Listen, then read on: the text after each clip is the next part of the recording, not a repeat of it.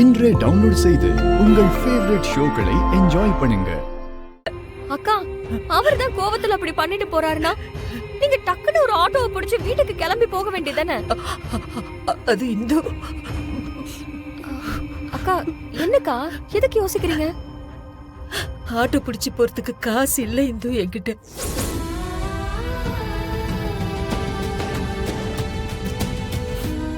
ஒரு 50-100 ரூபாய் கூட உங்ககிட்ட கொடுத்து வைக்கலையா? இல்ல, அது வந்து எங்க வீட்டுல வரவு செலவு எல்லாமே ஆம்பளைங்க தான் பாப்பாங்க. பொம்பளைங்கள்ட்ட காசு கொடுக்கறது இல்ல.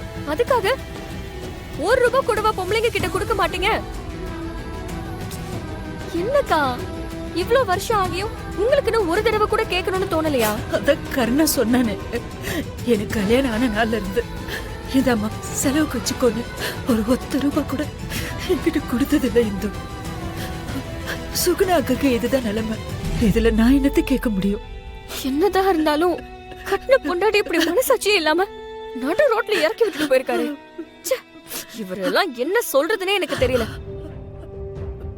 அண்ணே விடுங்க அண்ணி. அண்ணன் எப்பவுமே இப்படிதான் வழக்கமா செய்வாரு, நமக்கே தெரியும்ல. என்ன என்ன அண்ணன் என்ன வழக்கமா செய்யறாரு? பொண்டாட்டி அம்போன்னு நடு ரோட்ல விட்டுட்டு போறதா? சும்மா வந்துட்டாரு அப்படியே அண்ணனுங்களுக்கு சப்போர்ட் பண்ணி பேசிக்கிட்டு. முதல்ல ஒரு ஆட்டோ பிடிங்க. அக்கா, சரிக்கா, அழாதீங்கக்கா, அழாதீங்க.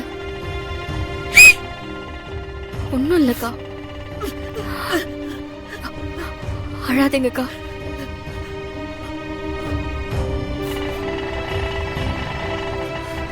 நான் இருங்க. அக்கா, வாங்க நம்ம ஆட்டோல போலாம். என்னக்கா, எதுக்கு யோசிக்கிறீங்க? என்கிட்ட காசு இருக்கு, நீங்க வாங்க. நானும் இவங்களோட ஆட்டோல போறேன், நீ பின்னாடியே வா. சரி, நீங்க போங்க, நான் பெட்ரோல் போட்டு வரேன்.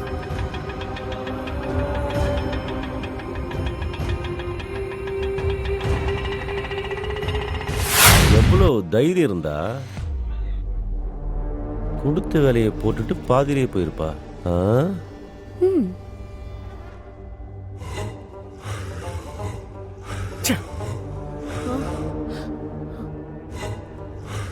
என்ன தம்பி, ஜெயந்தியை காணோம்?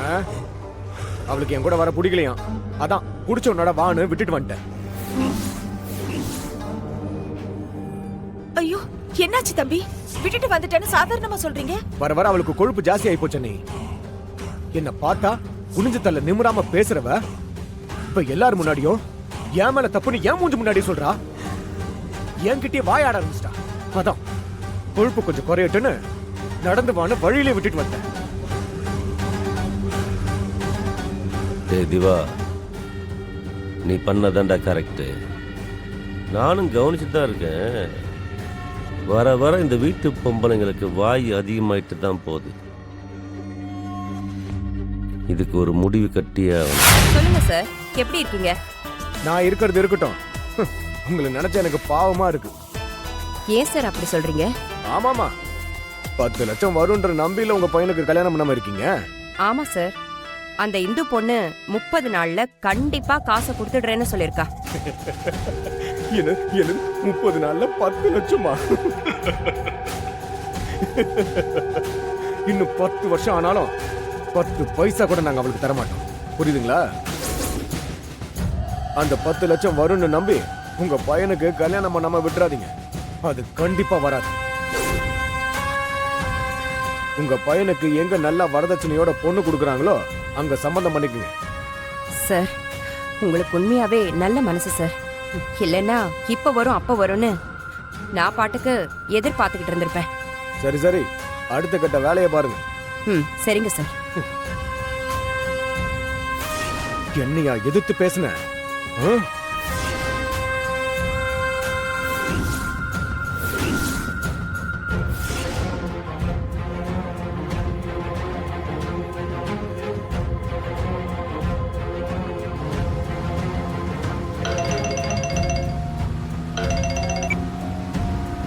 ஹலோ, சொல்லுமா.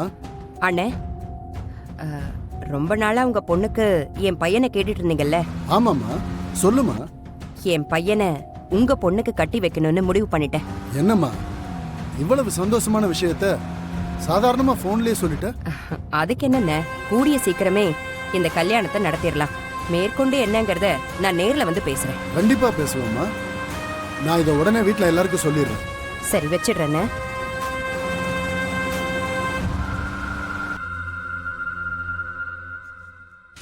இவ்வளவு தண்டனை கொடுத்தும் உனக்கு புத்தி வரல, அப்படிதானே? ஆமா மாமா. மாமா, நான் இவகிட்ட எத்தனையோ வாட்டி சொன்னேன் மாமா. சின்ன மாமா போக கூடாதுன்னு சொல்லிருக்காருன்னு சொன்னேன். ஆனா இவ அதெல்லாம் கொஞ்சம் கூட காது கொடுத்து கேட்காம என்ன கீழே தள்ளி விட்டுட்டு போயிட்டா மாமா. உங்க மேல பயம் இருந்தா இப்படி பண்ணுவல மாமா இவ?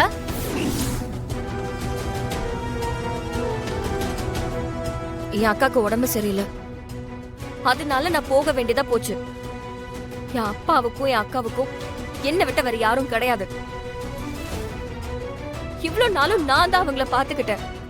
அதனாலதான் என் அக்காக்கு உடம்பு சரியில்லைன்னு கேள்விப்பட்டதும் உடனே கிளம்பி போயிட்டேன். இந்த பார், நீ என்ன சொன்னாலும் சரி, போகக்கூடாதுன்னு நாங்க சொன்னதுக்கு அப்புறமும் நீ போனது தப்பு. அதுக்கு முதல்ல நீ மன்னிப்பு கேட்கணும். என்னது மன்னிப்பா? நான் எதுக்கு மன்னிப்பு கேட்கணும்?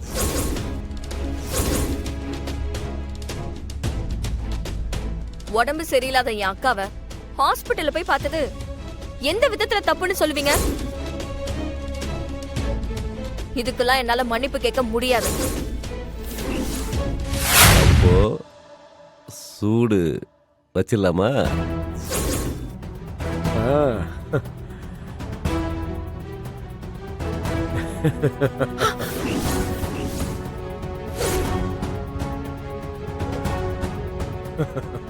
அண்ணா, அப்படியே செஞ்சிடலாண்ணே. கம்பிய காய்ச்சிடா. சரிண்ணே. நிறுத்துங்கடா.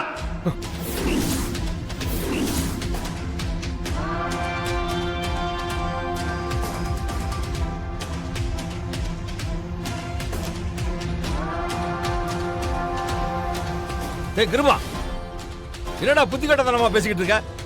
சூடு வைக்கிறானா? சூடு பா, பல தடவை சொல்லியிருக்கேன் இதுல தலையிடாதீங்கன்னு. இத நான் பாத்துக்கிறேன். டேய் ஆய போடுற. ஒண்ணு இல்லைனாலும் கர்ணா அவ கழுத்துல தாலி கட்டியிருக்கான். அவளுக்கு சூடு வைக்கிறேன்னு சொல்ற? அவளை மன்னிச்சு விடுங்கடா. இல்லப்பா, டேய் நான் சொல். என்னங்க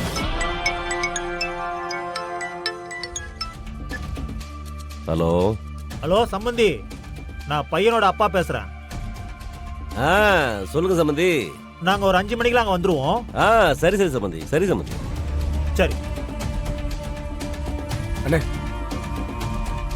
மாப்பிள்ளை வீட்டுல என்னென்ன சொன்னாங்க? சித்ராவை பொண்ணு பார்க்க வராங்கடா. சூப்பர்ண்ணே, சூப்பர்.